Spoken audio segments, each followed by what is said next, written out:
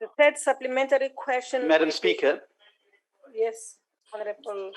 Madam Speaker, I rise on Rule 140. And can I get assurance from you that the President is alone in that room?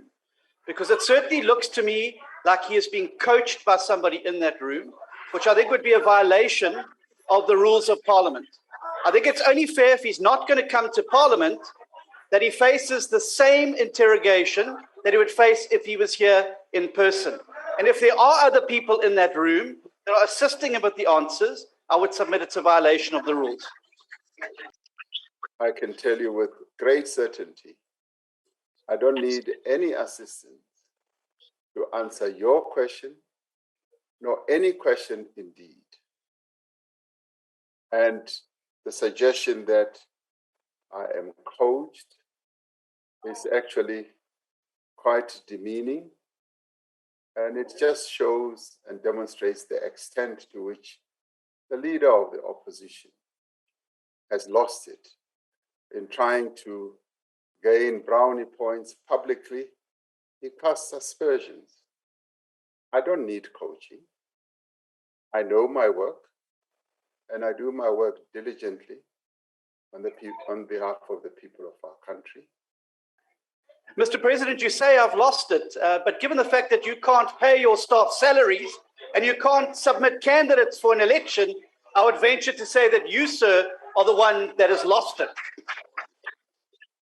Mr. President, we could speak all day about any one of the compromised candidates that you shuffled around recently, but I want to ask you particularly about a member of your cabinet, Mr. Didi Mabuza, your deputy president and the leader of government business in this House, who certainly doesn't meet any of the criteria which you've set out for us so eloquently in the House today. In fact, you put him in charge of leading the coronavirus response, and yet he's been completely AWOL during the whole time of the pandemic. We also know that he's been completely missing in action during the crisis. He's also recently been out of the country for 6 full weeks, apparently for a routine medical checkup in Russia. What a vote of confidence in the South African healthcare system and your plans for NHI in South Africa. Mr. President, I don't know how you keep justifying keeping him in your cabinet, but the question I want to ask you today is, can you give this House and South Africans a categoric assurance that not 1 cent of public money was spent on his travel, his accommodation, his security, and any other expense relating to that trip to Russia? Thank you. Mr. President. Honorable Speaker, thank you. I take it that the Honorable Steenhuisen is entitled to get into tirades and make statements about various members of the National Assembly. But in relation to the Deputy President, Mr. Steenhuisen, some measure of kindness is required when somebody is not well. Deputy President was not well for quite some time. And this I know because I got involved in granting him leave so that his health can be restored.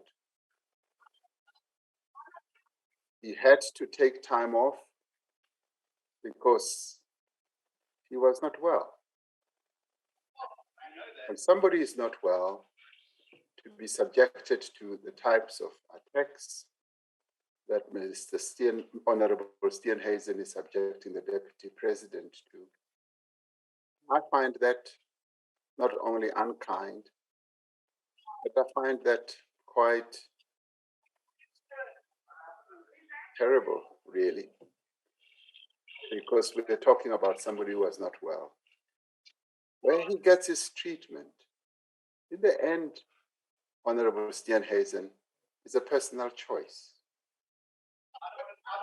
Just as anyone would choose which doctor should treat them, which dentist should treat them, they're entitled because it affects them personally, and they need to feel that they can get whatever treatment best from whatever medical practitioner.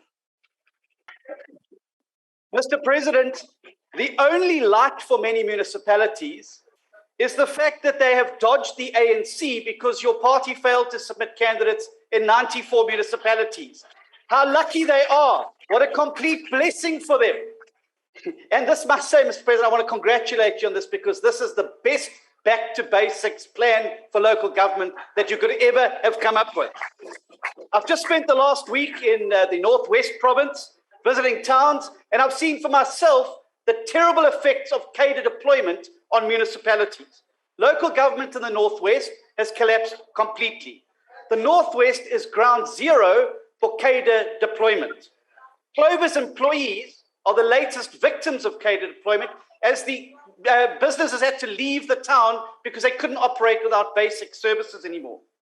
Mr. President, you've heard 3 years of testimony of how devastatingly damaging the policy, your policy, of cadre deployment has been in local government and in other spheres of government. Our question to you and your team there at the Union Buildings is therefore this. Why did you beg Judge Zondo to keep this terrible policy in place, knowing the damage it has done in South Africa? The Honorable the President. Honorable Speaker, thank you. I see that Honorable Steenhuisen has completely monopolized asking questions from the DA just to himself, meaning that most of the members in the DA are either being bludgeoned to submission, that they should never ask any question, and that the Supreme Leader should be the only one who asks questions. That casts a very sad image of a party of opposition. Quite sad. I would have really, truly appreciated and enjoyed getting questions from a number of other DA leaders, because that is how we sharpen leadership from all sorts of people in our parliamentary benches, rather than just to have one person monopolizing. How sad, how really, truly sad. But having said that, To order. I Point should of order. start. Mr. President, point of order has been raised. Madam Speaker, I Yes. would have thought that the President would have been aware of parliamentary tradition from parliaments the world over. That's That when it's not Prime a point Minister's of questions, order. it's the Leader of the Opposition that Please, answers. that is not a point of order. Take your seat, Honorable Member.